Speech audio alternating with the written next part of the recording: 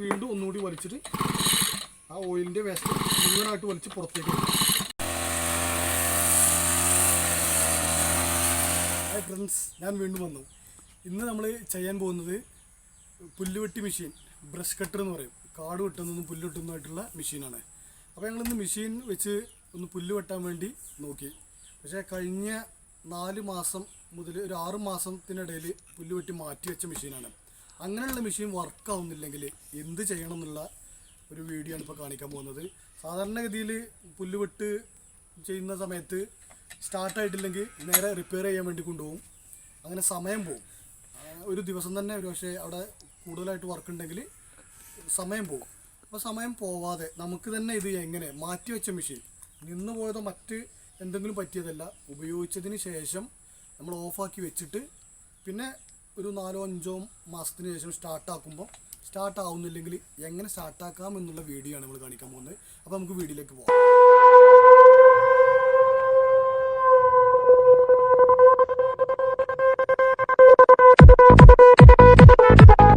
Brush cutter അഥവാ കാടുവെട്ട് മെഷീനിൽ എണ്ണ ഒഴിക്കേണ്ടത് 2 സ്റ്റോക്ക് മെഷീനാണെങ്കിൽ 1 ലിറ്റർ പെട്രോളിലേക്ക് 40 milli engine oil, two T oil ഒഴിച്ചതിന് ശേഷം വേണം വർക്ക് ചെയ്യാനായിട്ട്.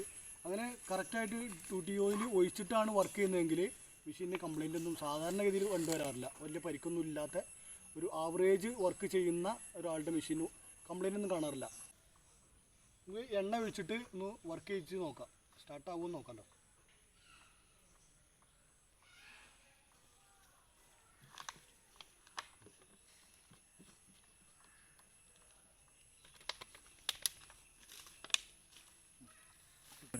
നമ്മൾ മെഷീൻ എടുത്ത് പിന്നെ ആദ്യം സ്വിച്ച് ഓണാക്കി പിന്നെ എൻജിനിലേക്ക് വരണം. എൻജിൻ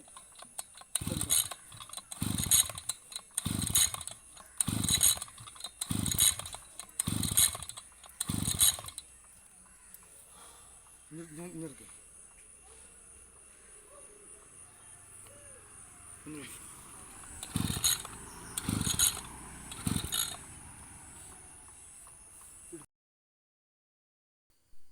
എൻജിന് പ്രധാനമായിട്ടും ഒരു 3-4 ഭാഗങ്ങളുണ്ട്.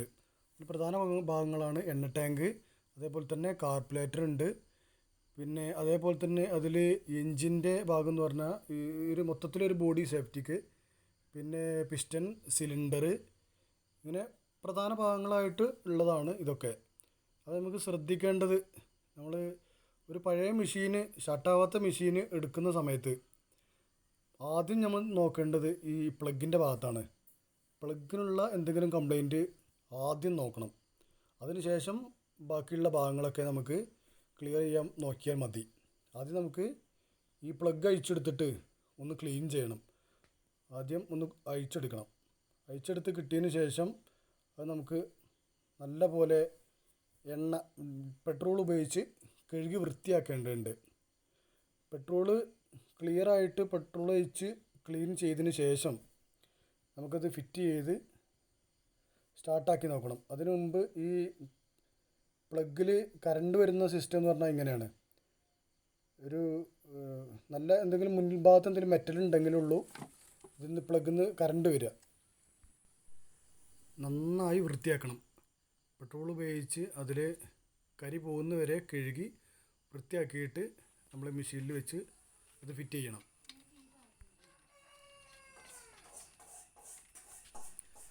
നല്ലപോലെ ടൈറ്റ് ചെയ്യണം. എയർ കയറാത്ത രീതിയിൽ ടൈറ്റ് ചെയ്യണം.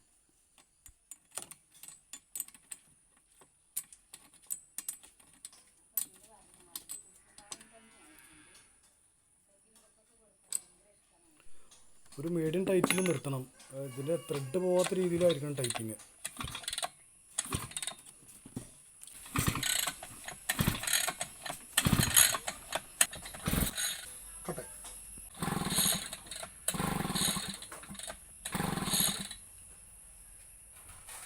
അപ്പോൾ നമ്മൾ ഇതിൻ്റെ പ്ലഗ് അഴിച്ചെടുത്തിട്ട് ഇതിൻ്റെ പിസ്റ്റൺ മുകളിലേക്ക് വരുന്ന രീതിയിൽ വലിച്ച് നിർത്തിയിട്ട് ഒരു കമ്പി എടുത്തിട്ട് തുടക്കണം. അതിൻ്റെ മുകളിലുള്ള കരിയെല്ലാം കുത്തി എടുത്ത് കളയണം. പ്ലഗ് ക്ലീൻ ചെയ്തിട്ട് വർക്കായില്ല, അതുകൊണ്ടാണ് പിസ്റ്റൺ ക്ലീൻ ചെയ്യുന്നത്. പ്ലഗ് ഫിറ്റ് ചെയ്തതിന് മുമ്പ് ഒന്ന് വലിച്ച് അതിനുള്ളിലുള്ള കരടുകൾ അല്ലെങ്കിൽ ഓയിലിൻ്റെ വേസ്റ്റ് ഇതിനുള്ളിൽ പിസ്റ്റണിൻ്റെ മുകളിലുള്ളതുകൊണ്ടാണ് കറണ്ട് അല്ലാതെയാണ് ഇത് വർക്കാവാത്തത്. അപ്പോൾ നമുക്കിത് വലിച്ചിട്ട് കുറച്ച് പുറത്തേക്ക് എടുക്കാം.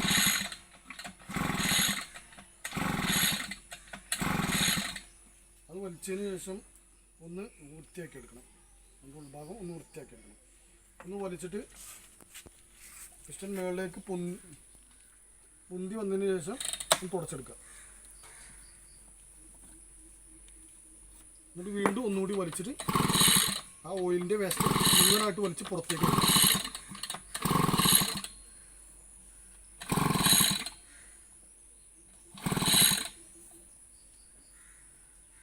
ഇതുപോലുള്ള ചെറിയ പൊടികളൊക്കെ ഇതിലുണ്ടാവും, അതെല്ലാം പുറത്തേക്ക് എടുക്കണം.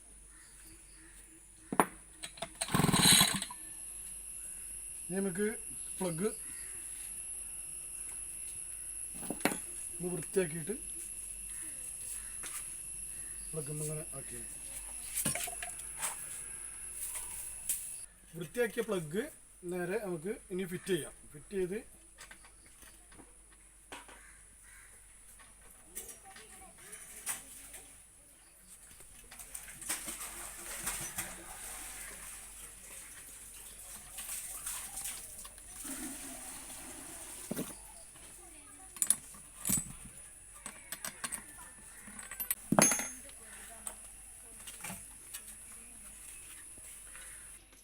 ഇപ്പോൾ നമ്മൾ പ്ലഗ് അഴിച്ച് പ്ലഗ് ഒന്ന് ആദ്യം വൃത്തിയാക്കിയിട്ട് പെട്രോൾ ഒഴിച്ച് നല്ല വൃത്തിയാക്കിയിട്ട് ഫിറ്റ് ചെയ്തിട്ട് സ്റ്റാർട്ട് ചെയ്ത് നോക്കി. പക്ഷേ സ്റ്റാർട്ടായില്ല.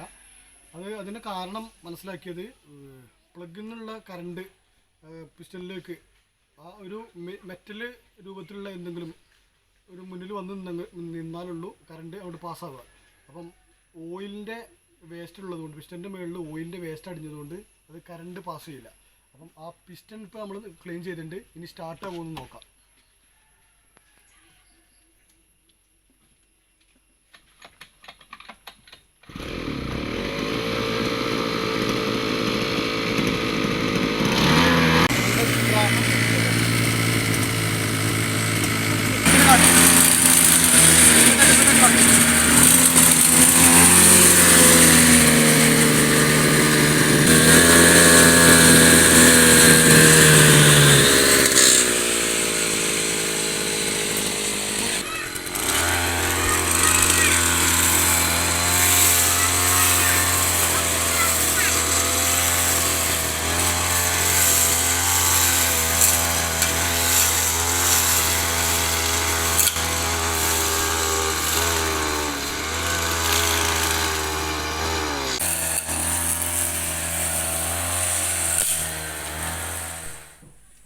അപ്പോൾ ഇത്രയൊക്കെയാണ് ഇന്നത്തെ എൻ്റെ വീഡിയോ.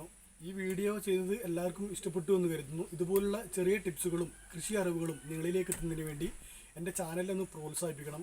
ആ പ്രോത്സാഹനം എന്നതിന് വേണ്ടി നിങ്ങളെല്ലാവരും എൻ്റെ ചാനൽ സബ്സ്ക്രൈബ് ചെയ്ത് അതിന് തൊട്ടടുത്തുള്ള ബെല്ലൈക്കനും അനേബിൾ ചെയ്തിടണം.